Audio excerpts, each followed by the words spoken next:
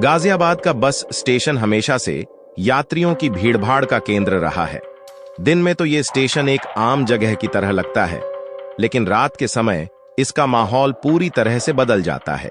कहते हैं कि इस बस स्टेशन पर रात में कई रहस्यमयी घटनाएं घटती हैं, जिनका कोई तर्क संगत जवाब नहीं है। एक रात रमेश नाम का एक ड्राइवर अपनी आखिरी बस को छोड़ने के बाद बस स्टेशन पर इंतजार कर रहा था। उसकी अगली बस सुबह 4 बजे की थी और तब तक उसे वहीं रुकना था। उसने अपनी बस के अंदर सोने का फैसला किया, लेकिन जैसे ही उसने बस में कदम रखा, उसे एक अजीब सी ठंडक महसूस हुई। रमेश ने इस बात को नजरअंदाज करते हुए सोने की कोशिश की। थोड़ी देर बाद उसने सुना कि कोई बस के अंदर चल रहा है।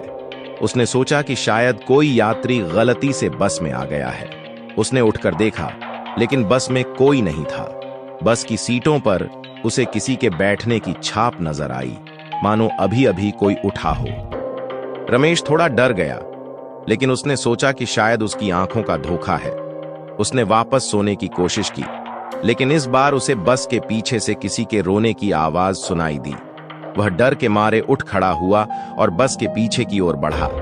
वहां जाकर उसने देखा कि एक औरत सफेद साड़ी में बैठी रो रही थी। रमेश ने धीरे से पूछा, आप कौन हैं? यहां क्या कर रही हैं? लेकिन उस औरत ने कोई जवाब नहीं दिया। उसने अपना चेहरा उठाया और रमेश की ओर देखा। उसका चेहरा बुरी तरह से जला हुआ था और उसकी आंखें बिल्कुल सफेद थीं।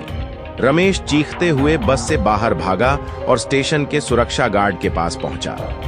उसने गार्ड को सारी बात बताई, लेकिन जब वे वापस बस के पास गए तो वहां कोई नहीं था। गार्ड ने रमेश को बताया कि कई साल पहले एक महिला ने इसी बस में आत्महत्या की थी और तभी से इस बस स्टेशन पर अजीब घटनाएं होती रहती हैं। रमेश ने उस रात फिर कभी उस बस स्टेशन पर नहीं रुकने का फैसला किया। कहते हैं कि आज भी अगर आप गाजियाबाद के बस स्टेशन पर रात को जाएं, तो वहां आपको उस औरत की आवाजें और उसकी छाया दिख सकती हैं। अगर आपको ये कहानी पसंद आई हो तो हमारे चैनल को सब्सक्राइब करना न भूलें और इस वीडियो को लाइक और शेयर जरूर करें। अगली बार हम फिर मिलेंगे एक और रोमांचक कहानी के साथ। तब तक के लिए सुरक्षित रहें और याद रखें, हर जगह कुछ ना कुछ छुपा होता है।